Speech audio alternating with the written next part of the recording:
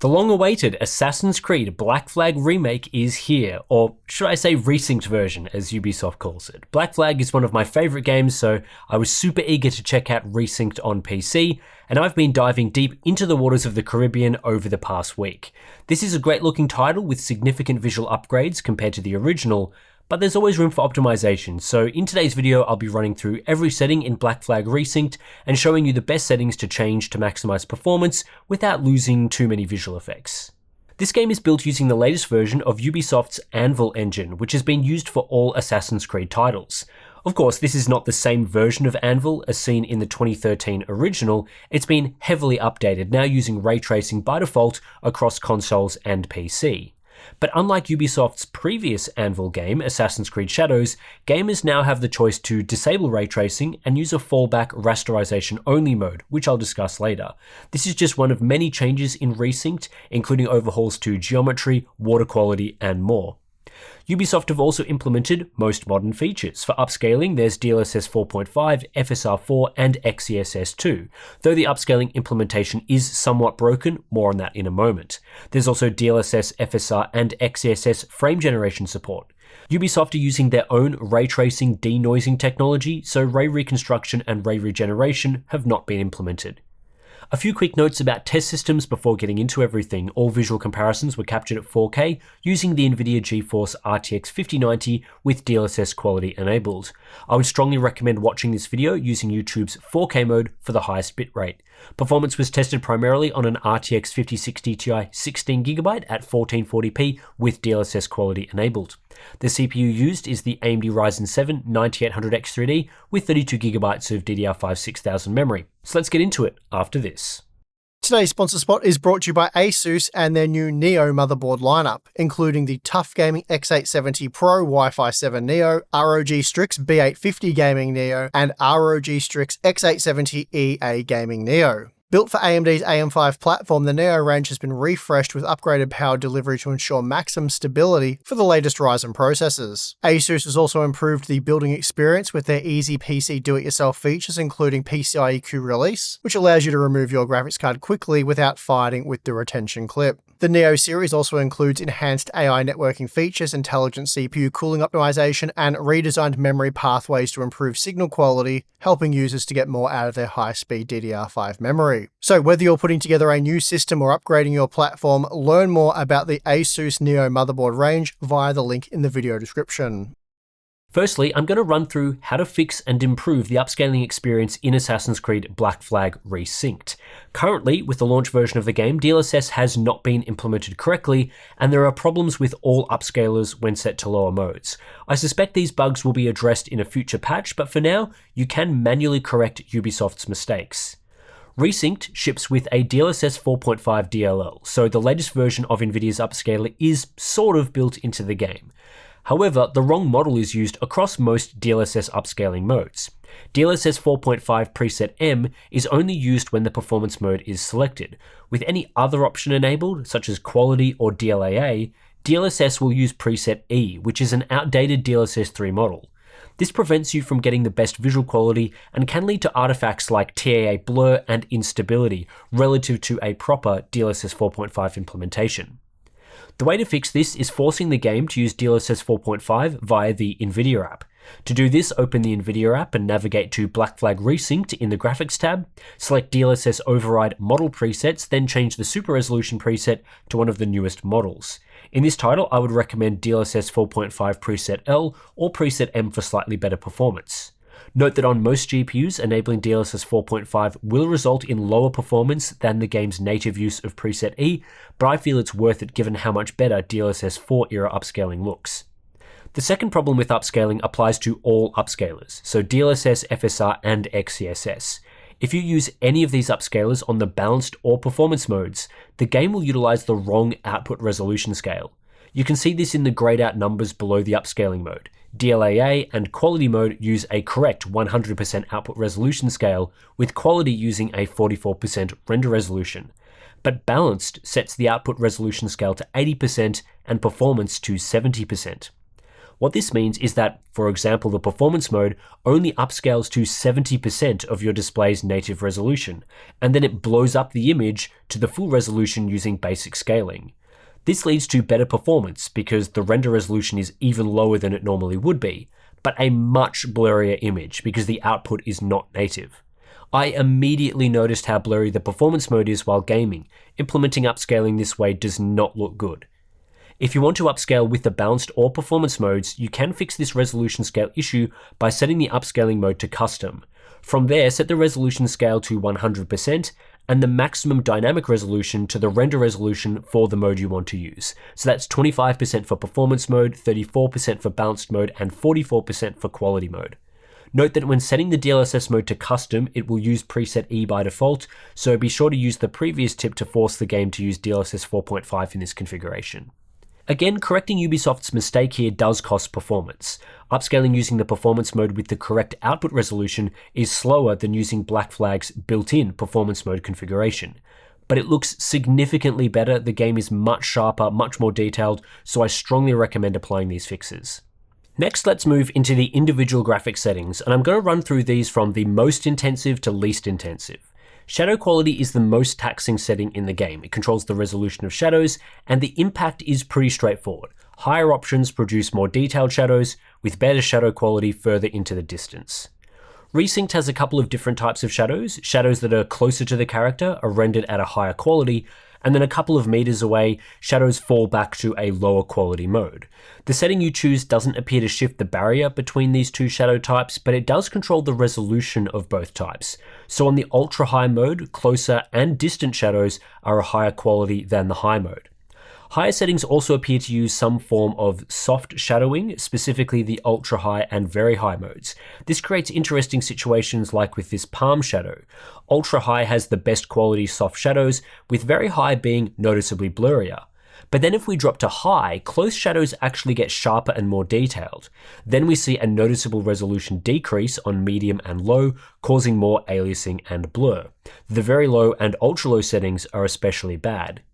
But then if we focus on slightly further away shadows in this same example, ultra high produces the best quality, of course, then very high, and then there's a downgrade to high. So while high might look better than very high for closer shadows, it looks worse for the more distant shadows. And I saw examples of this in other areas as well. In general scenes though, I think the high mode looks pretty good. It's once you start dropping below this that shadow quality can be a bit annoying in how many artifacts you'll see. But also for higher end systems, the premium options like ultra high do deliver the best overall image quality, and it doesn't seem to be a placebo type setting that is wasting performance for no visual benefit. In terms of performance, you'll see about a 10% improvement moving from ultra high to very high, which is quite substantial. There's an extra 5% on offer if you drop the setting to high, and smaller gaps thereafter. Ultra low runs 11% faster than high, but looks substantially worse. To me, any of the top 3 settings are worth using. If you want a good balance between quality and performance, I'd probably use high, given it will increase FPS by 14%, and near shadow quality is decent. On higher end systems, very high is a good choice. The Raytracing Mode setting is the second most taxing in the game. There's 3 choices here, and this option is separate to the presets. Extended uses Raytraced Global Illumination and Raytraced Specular Reflections. Standard drops RT reflections and only provides RT global illumination. Off disables both ray tracing techniques and reverts to pre-computed global illumination with screen space reflections. While ray tracing is on the more taxing end of the individual settings, I'd strongly recommend keeping this setting enabled on the extended mode if you are satisfied with overall performance. This is because ray-traced reflections on water surfaces are significantly higher quality than screen space reflections in this game. There is a lot of water in Black Flag, you'll be looking at water a lot of the time, and the artifacts from SSR on water are very ugly. With ray tracing set to either standard or off, objects near water will often occlude reflections, so you'll see sections without reflections that look bad. In this example, there's a halo-like effect around the trees caused by screen space reflections, which is removed entirely when extended ray tracing is used. Reflections also disappear easily when moving the camera, and there's often artifacts along the edges of the screen which SSR can't handle properly. With extended ray tracing, the surface of water looks much better and more consistent. The quality of reflections in puddles is much better with extended ray tracing as well. The non-RT reflection option is very blurry and less accurate. The The global illumination advantages from ray tracing are less significant in my opinion. Yes, RTGI looks better, and it provides more natural lighting, better bounce characteristics, better fall off, more accurate shadowing. But the game's lighting looks pretty good with RT off. It's not as much of an artifact-ridden deal breaker as water reflections.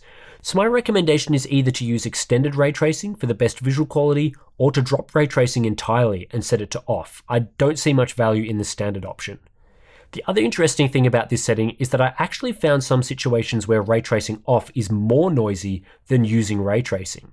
In this example, disabling RT increases surface noise on this wall, and it typically makes specular reflections noisier as well.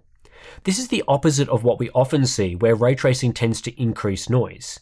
In Resynced, if you want to minimize noise, you should actually enable RT on extended.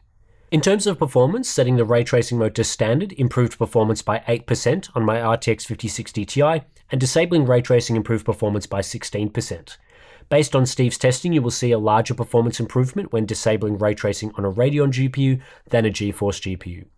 While using extended ray tracing does reduce performance relative to RT off, you can minimize this performance impact by lowering the ray tracing quality setting. For example, using medium instead of very high gives you a 4% performance boost. This reduces the performance cost of extended ray tracing relative to off from 16% to 12% and makes it well worth enabling ray tracing. Turning this setting from very high to medium has a small impact on the quality of global illumination. The higher settings look better and more accurate, but the difference is relatively minor and not something you'll notice a lot of the time. This setting does not appear to introduce GI noise, which is good. Reflection quality also appears quite similar, especially on the surfaces of water, so you still get the main benefit of using extended ray tracing. There's maybe a slight reduction in puddle reflection stability, but not to the point where it's noticeable during gameplay. Geometry quality adjusts the quality of some objects in the game world and also controls the density of extra details. But this setting doesn't have as much visual impact as you might think. For example, in this scene, ultra high and ultra low look broadly similar. The biggest change is these wooden stairs in the distance, which are improved using the highest setting.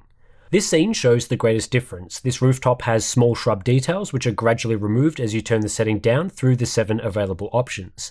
Distant tree details also get cut back on lower options.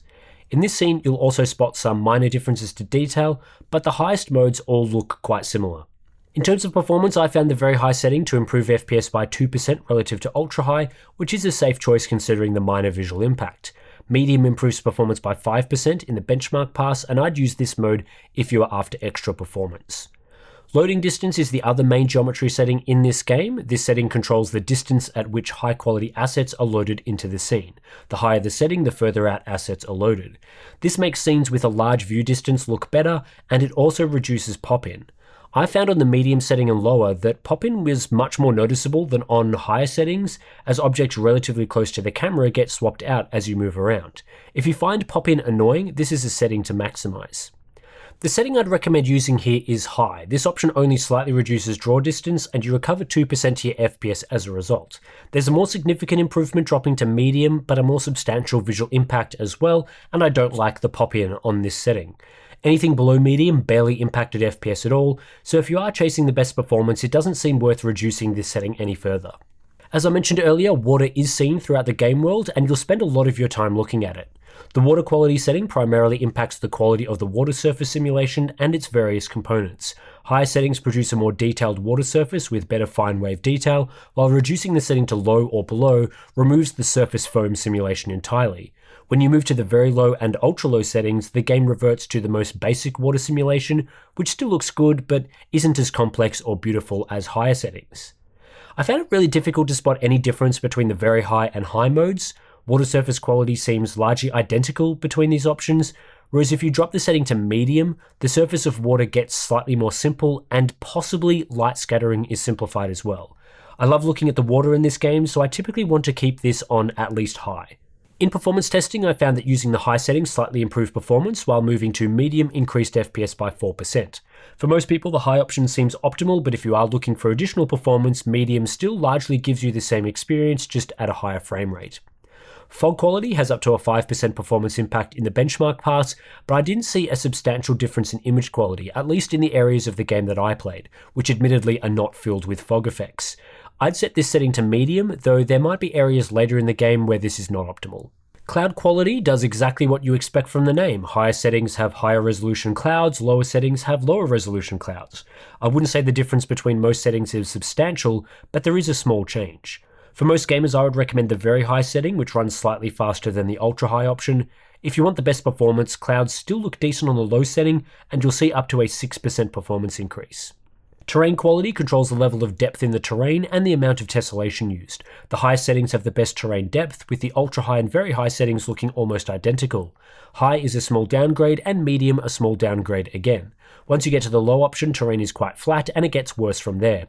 You can improve performance by about 2% if you drop this setting to high, which I think is a good choice given the small visual loss that you don't really notice while gaming.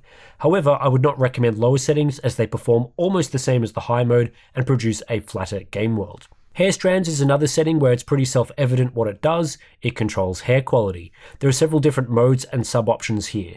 All characters implements hair strand rendering across both the player character and NPCs. Lower settings of that reduce the draw distance at which hair strands are rendered in, and it also reduces the quality of overall hair effects. Player only removes hair strand rendering for NPCs, and then off removes all forms of hair strand rendering, replacing it with a basic static hair presentation. Hair strands in this game definitely look better than static hair rendering, so you'll want to keep this setting enabled for at least Edward's hair. I tend to find the downgrade from high to medium hard to notice, but further downgrades noticeably reduced hair rendering. When we look at performance, switching this setting to all characters medium led to a small 2% performance increase, with no substantial increase for lower settings, so I'd use the medium mode here.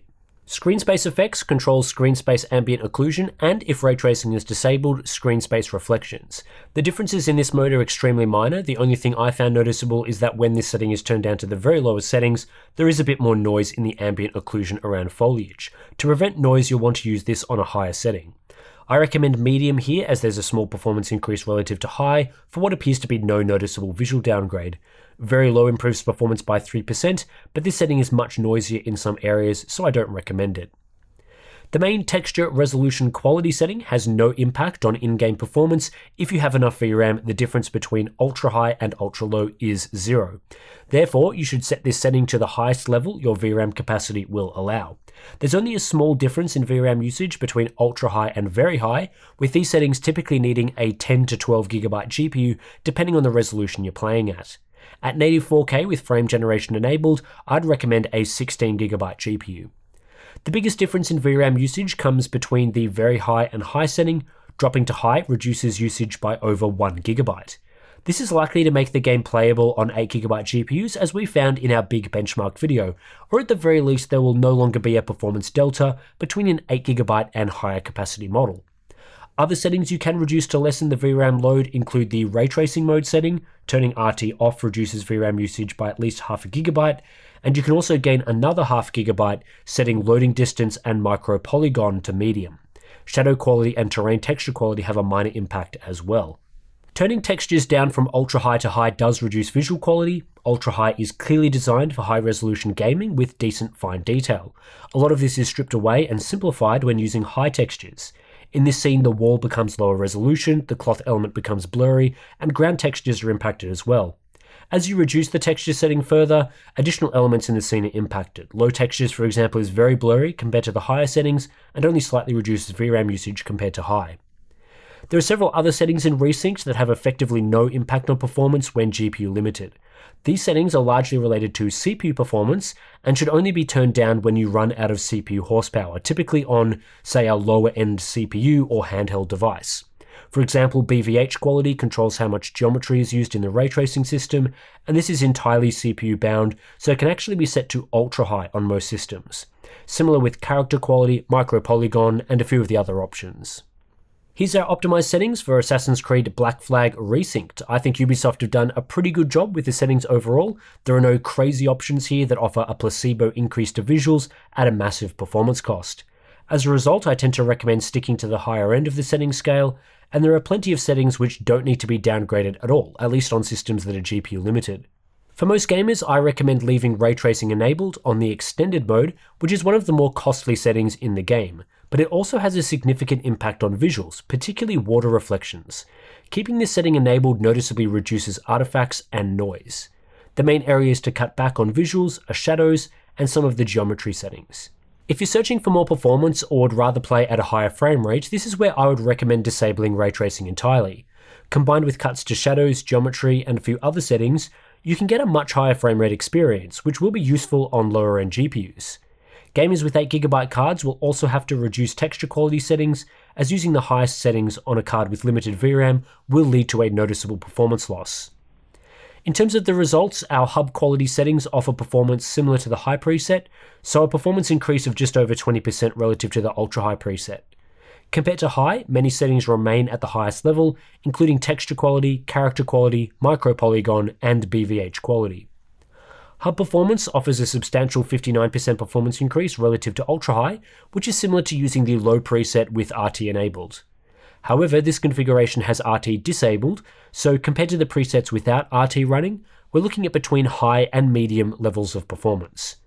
I still think the game looks good in this mode despite some obvious cutbacks, which is great news for gamers with hardware that isn't powerful enough for higher settings. There's not much more to say about Assassin's Creed Black Flag Resynced. Based on what I've played so far, this is the definitive way to play the game if you care at all about visuals. The original 2013 version was impressive at the time of its release, but looks quite dated by modern standards. If this is your first time playing Black Flag or you're revisiting the game after all those years, I think you'll have a blast.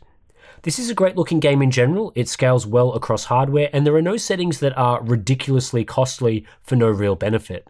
The highest settings are relatively intensive, but we're not talking about a Borderlands 4 type situation where the game was poorly optimized on day one. For reference, on the RTX 5060 Ti, Black Flag Resynced using the ultra high preset with extended ray tracing performs nearly 50% faster than Borderlands 4 at launch using the highest badass preset. There's a few things Ubisoft needs to improve though. Upscaling has not been implemented properly, which can lead to a blurry presentation and plenty of artifacts when set to certain configurations. Changing most settings requires a reload or full restart of the game as well. I'd like to see the game allow for more live changes, which makes it easier for gamers to quickly tweak settings. But anyway, that's it for this optimization guide of Assassin's Creed Black Flag Resynced. As you can hear from my voice, I am a little sick at the moment, so apologies if you found that a little annoying. It has been annoying to record this video, so I'll try to wrap this one up quickly. If you do want to support Hardware Unboxed and our independent testing, we have Patreon. Links to that in the description below. You know all the usual perks and benefits of that. So anyway, thanks for watching, and I'll catch you in the next one.